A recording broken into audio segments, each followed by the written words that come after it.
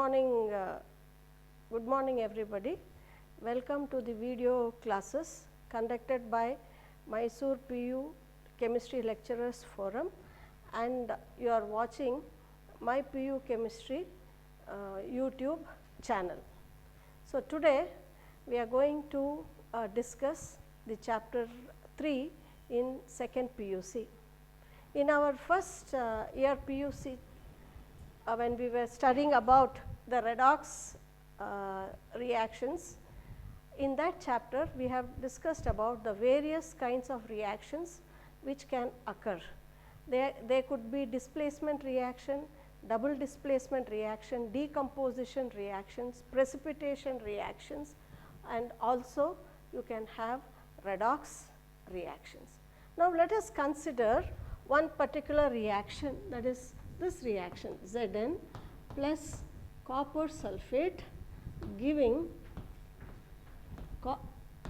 zinc sulphate plus copper, zinc sulphate plus copper. Now, this is an reaction in which we say zinc is oxidized, zinc is oxidized, and we say that copper 2 plus is reduced, copper 2 plus is reduced. So, in this reaction we have zinc being oxidized and Cu2 plus ions being reduced.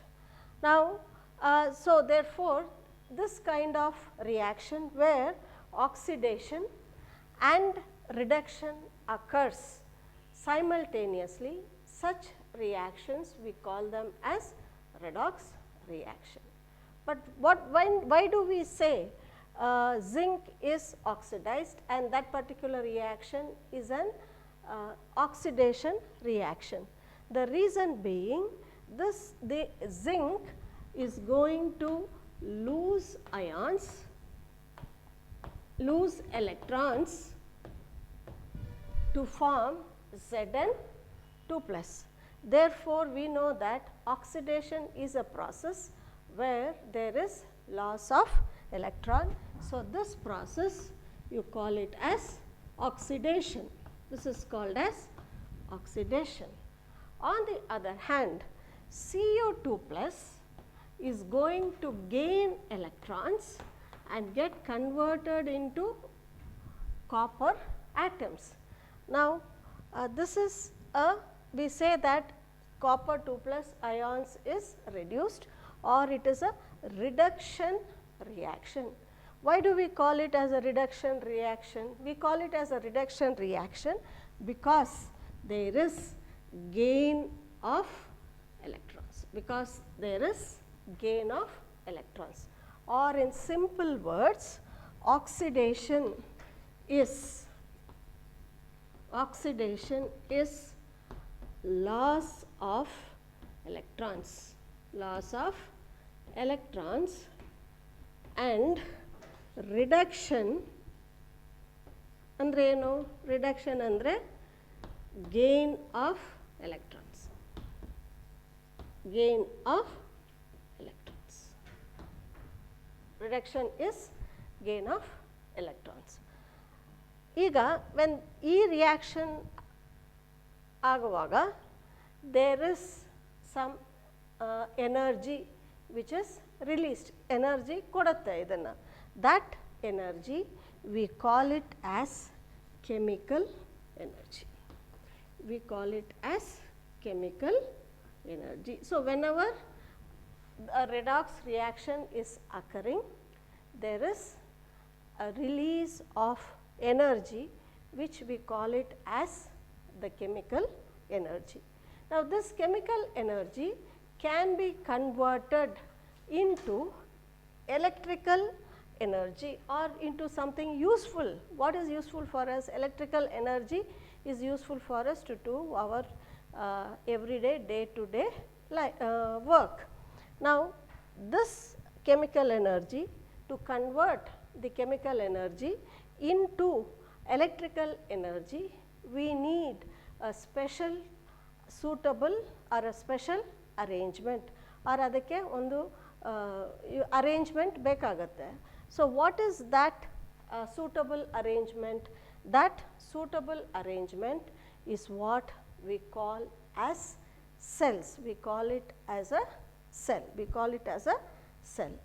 And that cell which converts chemical energy into electrical energy, we call it as an galvanic cell. Now here this reaction is a spontaneous reaction. ಯಾಕೆ ಈಗ zinc metal ಜಿಂಕನ್ನು copper ಸಲ್ಫೇಟ್ಗೆ ಹಾಕಿದ್ರೆ ಅದು ಇಮಿಡಿಯೇಟಾಗಿ ಆ reaction ಆಗುತ್ತೆ. ಅದರಲ್ಲಿ you don't have to supply any external force ಏನು ಮಾಡೋದು ನೆಸೆಸಿಟಿ ಇಲ್ಲ. You have learned what is meant by a spontaneous reaction. It is going to take place on its own. It does not require any external force. So in this reaction, this redox reaction, this particular redox reaction, it is a spontaneous reaction. But on the other hand, if I take the melting of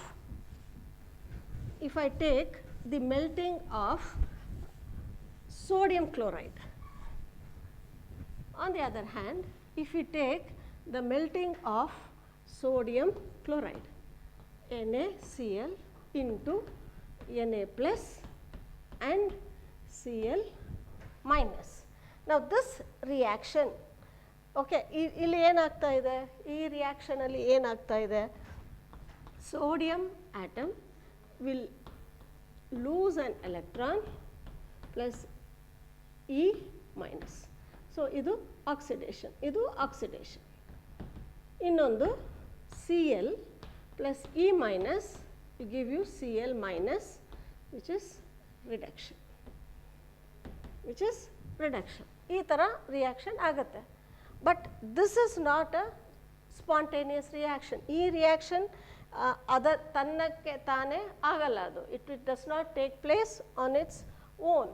there four this reaction it is a non-spontaneous reaction. It is a non-spontaneous reaction. This is a spontaneous reaction. This is a spontaneous reaction. Why do we call this as a non-spontaneous reaction? Because sodium chloride hange itre ಈ reaction, ಈ ಎರಡು reaction ಆಗೋದಿಲ್ಲ. If this has to take place, you have to supply some external energy. ಅದನ್ನೇನು ಮಾಡಬೇಕು, ಅದು what ಏನು supply ಮಾಡಬೇಕು ಇದಕ್ಕೆ, what is the external energy you can supply? You can supply electrical energy to a solution of sodium chloride, then this reaction is going to take place, or you bring about a non-spontaneous reaction. You bring about a non-spontaneous reaction. Again, to bring about this reaction, we need a special arrangement, and that arrangement is also called as a cell. That arrangement is also called as a cell. But what is the difference between this reaction and this reaction? In the first reaction here, in the first reaction, you are converting, in using that arrangement, the setup, arrangement andre setup or the equipment, adanna using that particular equipment, we are using chemical reaction, you are converting chemical energy into electrical energy. What about in this second reaction? In the second reaction, we are also again using a special arrangement, but what is the difference? Here we are using electrical energy to bring about a chemical reaction, or we are using converting electrical energy into chemical energy. So this reaction in which chemical that arrangement in which you convert chemical energy into electrical energy is called as a electrochemical cell. It is called as a electrochemical cell. While the reverse here, you are converting chemical electrical energy into chemical energy, and that cell is called as an electrolytic cell. Electrolytic cell. And this branch of chemistry which deals with the conversion of chemical energy into electrical energy and electrical energy into a chemical energy is called as electrochemistry. So, we are going to talk about the chapter electrochemistry. It is called as electrochemistry.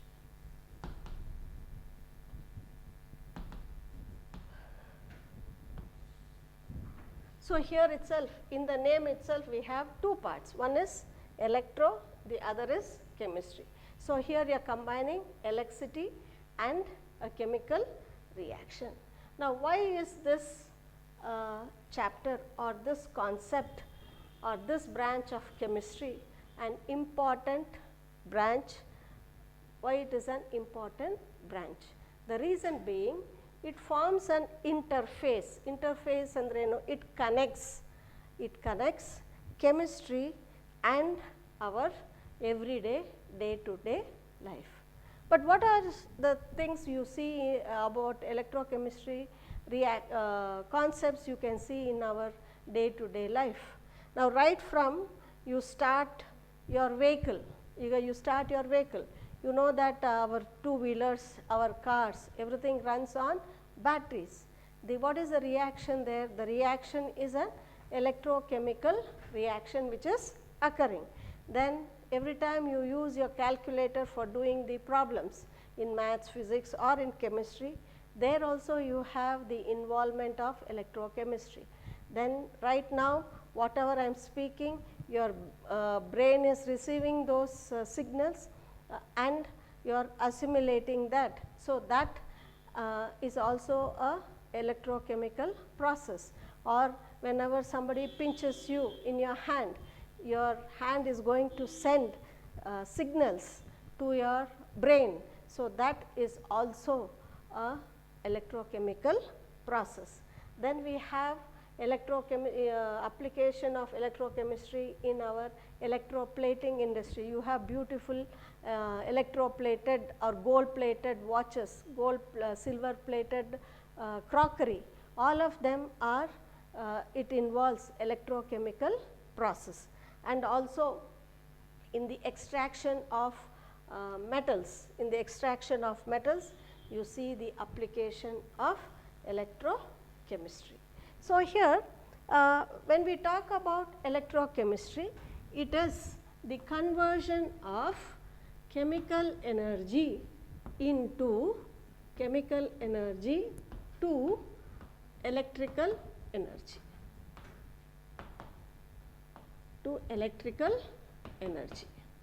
And or electrical energy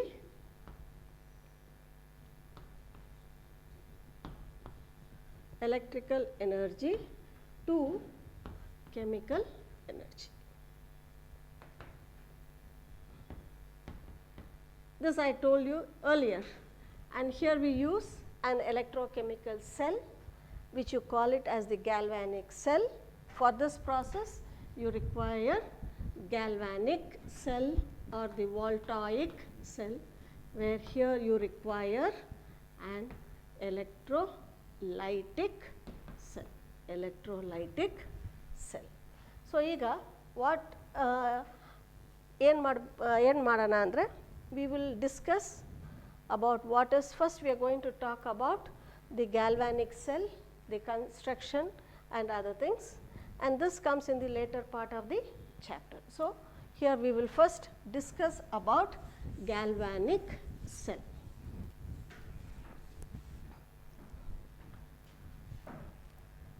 Now, galvanic cell.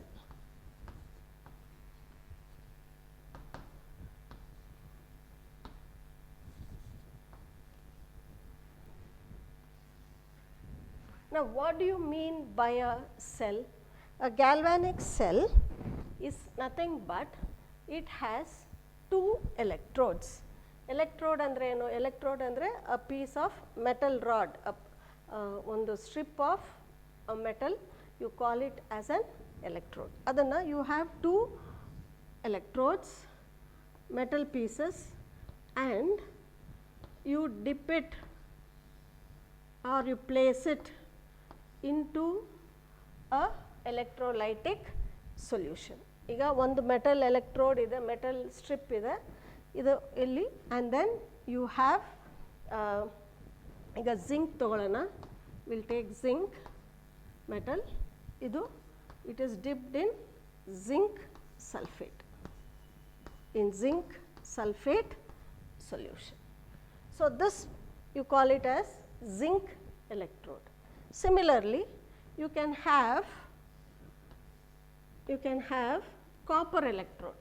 So, if it is copper electrode, it will be a piece of copper or a copper metal strip which is dipped into a solution of copper sulfate solution. Amele, this is copper metal strip.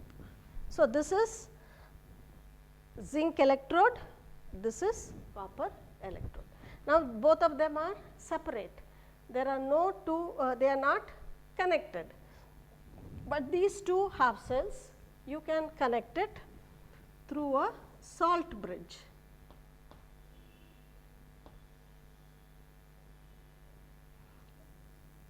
You can connect it through a salt bridge, but the main connection is going, you can connect it by making use of a wire, Now, when you connect a wire and suppose I place a bulb here, then the bulb is going to glow, it will light up, adu uriyutte, bulb uriyutte. What does that mean? If the bulb glows, it means that there is passage of current. So, this is the salt bridge.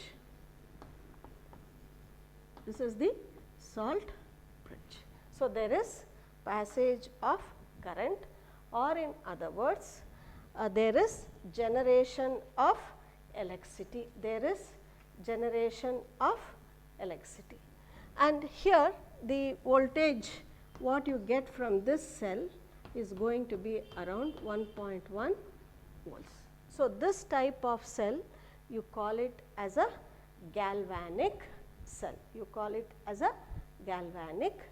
cell. Now, suppose to this same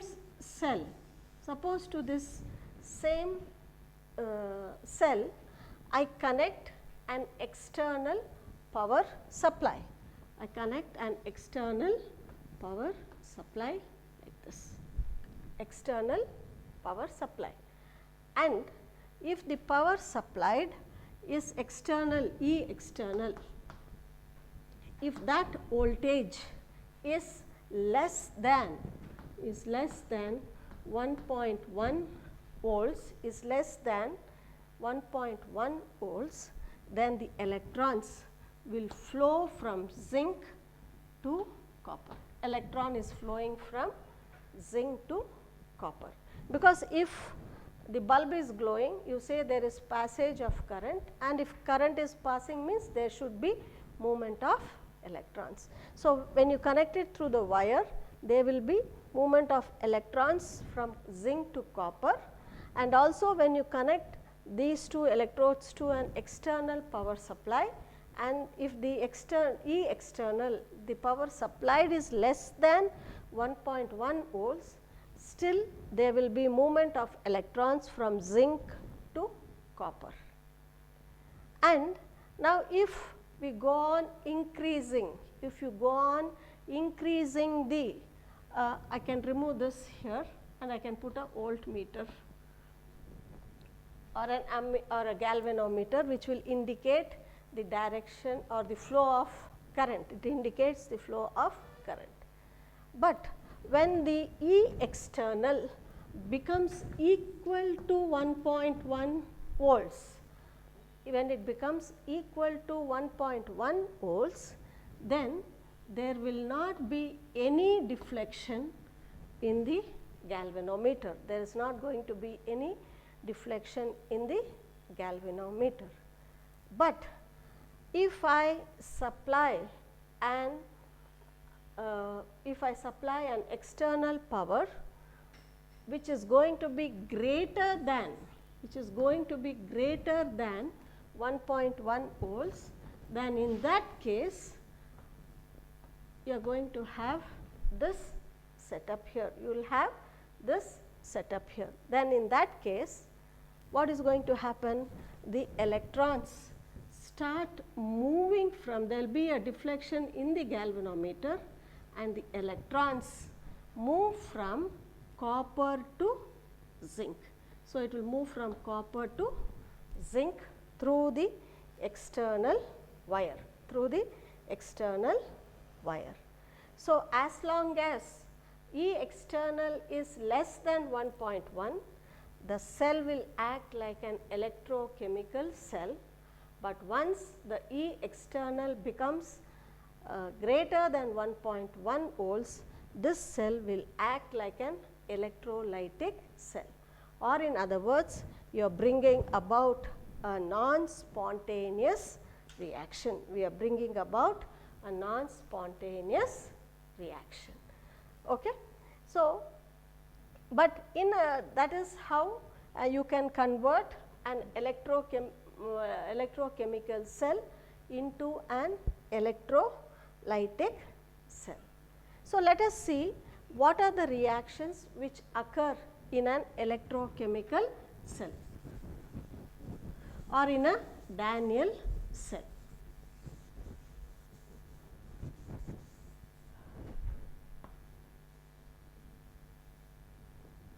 This is zinc and this is copper. So, in a Daniell cell, when the E external is less than 1.1, the reaction which is occurring is Zn, giving Zn2 plus 2E minus, or you say oxidation is occurring at the zinc electrode. Oxidation is occurring at the zinc electrode, and at the copper electrode you have Cu2 plus ions which are present in the solution getting converted into Cu plus atoms, or you say there is reduction of or the reduction reaction is taking place. So, the electrode at which oxidation occurs is called as the anode, and it is going to be negatively charged. It will be negatively charged. This is in a galvanic cell. And so, anode is always a electrode at which oxidation takes place. So, I will write this as anode. And what about the electrode at which reduction takes place? The electrode at which reduction takes place, you call it as the cathode. So, in this case, copper is going to be the cathode, and it will be positively charged. It will be positively charged. Now, as discussed earlier,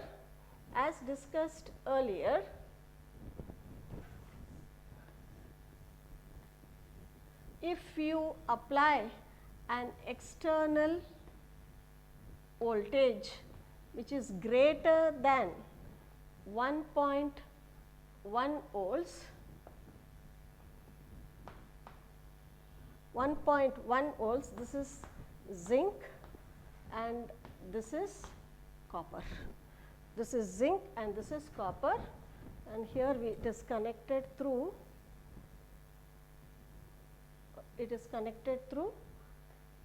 a salt bridge.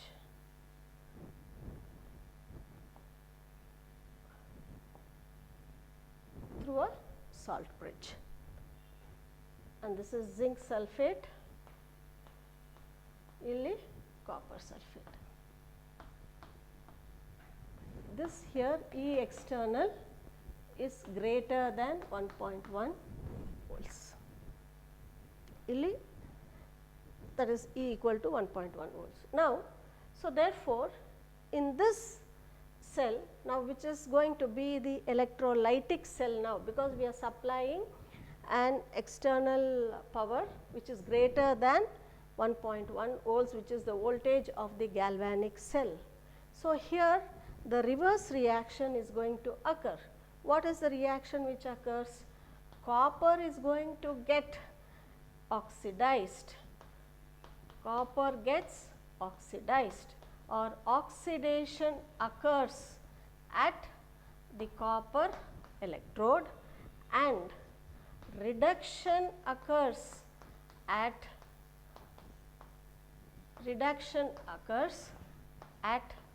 the zinc electrode, This reaction is a non-spontaneous reaction. So, the reverse is occurring. Why is it occurring? We are supplying an external energy, which is your E external. So, now therefore, copper will act like the anode, copper becomes the anode and zinc becomes the cathode. Zinc becomes the cathode. Okay. So, in an electrolytic cell, the anode will be negatively charged and the anode will be positively charged and the cathode will be negatively charged.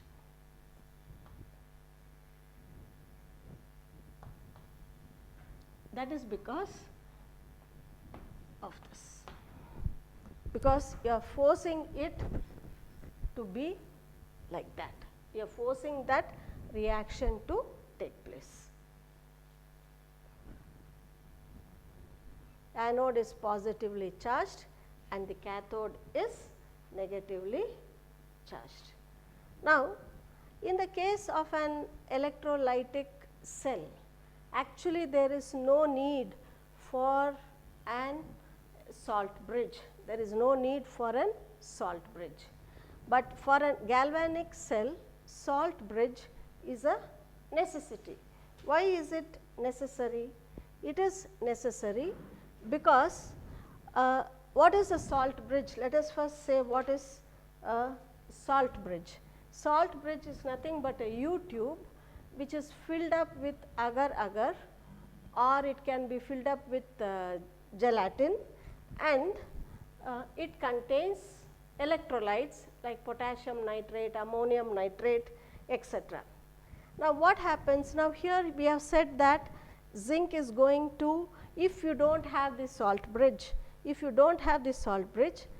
oxidation is occurring at the anode. So, there will be accumulation of electrons, and here at the there will be accumulation of positive ions, while at the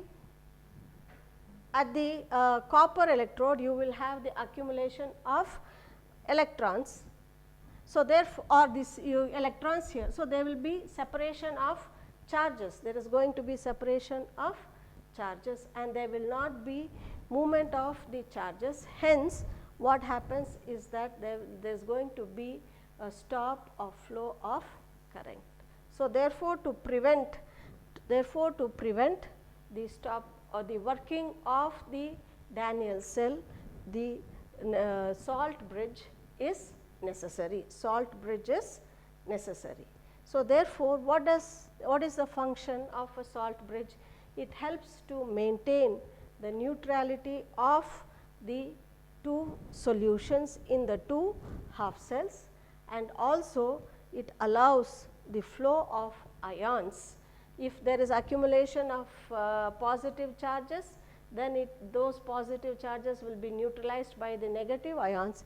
If there is accumulation of negative charges, it will be neutralized by the positive ions which move from the salt bridge. So, these are the two important functions of a salt bridge. Probably I can write that here. Functions of salt bridge.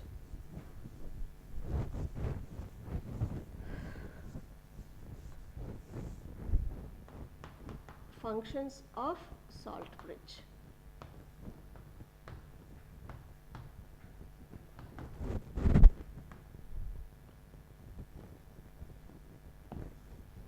First one, helps to maintain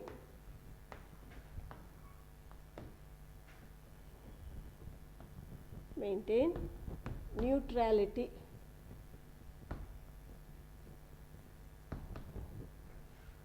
in two half cells. 2,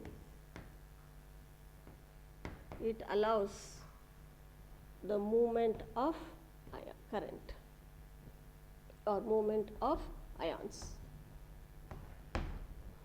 allows the movement of ions.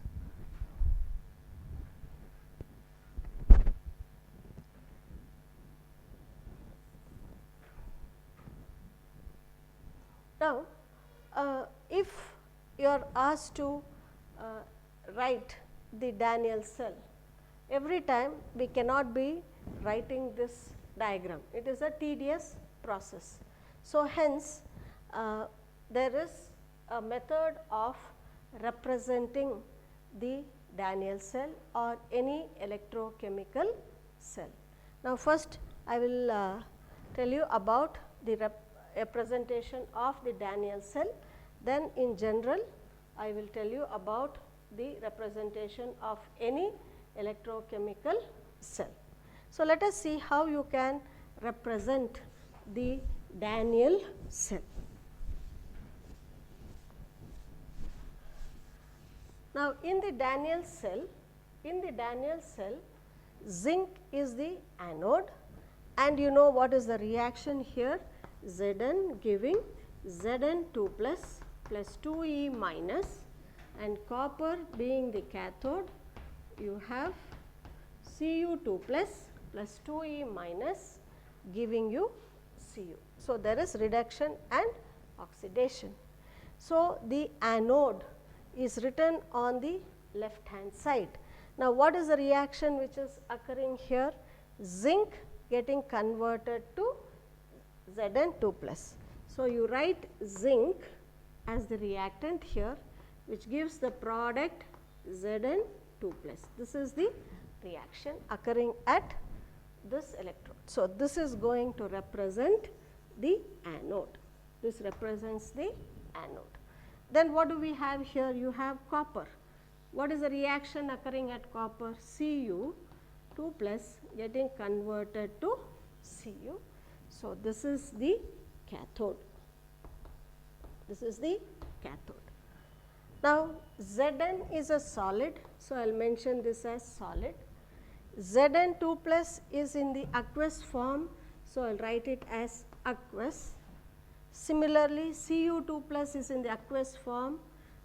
Aqueous andre it is in water, in solution form, and again copper is in the solid form. But what do we have here? Here both, this is one half cell, the anode half cell or the oxidation half cell, this is the reduction half cell, and it is separated by the salt bridge, which is represented like this, which is represented here. Now, when you are writing the solution, you have to mention the concentration. Now, in the case of the galvanic cell, the concentration of zinc sulphate is 1 molar and the concentration of copper sulphate is also 1 molar. So, that I will put it here. So, this is the IUPAC representation of the galvanic cell. But what do we do if it is made up of two different metals M1 and M2? For example, if I take metal M1 and you have oxidation occurring at the metal M, so M1 giving M1 N plus Ne minus. So, what will, because oxidation is occurring, this is going to be the anode, this will be the anode. Now, if I take another metal M2 N plus, and that is going to get reduced, and reduction occurs at that electrode, then this is going to be the cathode. This is going to be the cathode, and this, say the concentration of this is C1 molar of the ions and the concentration of M2 ions is C2, then how do I give the IUPAC representation of this cell? I will write it as M1 in the solid state separated by, this is the barrier, surface barrier between the metal and the metal ions, M1 N plus, which is in aqueous state and the concentration is C1, and that electrode, I have to write it on this side, on the left hand side, because that is the anode.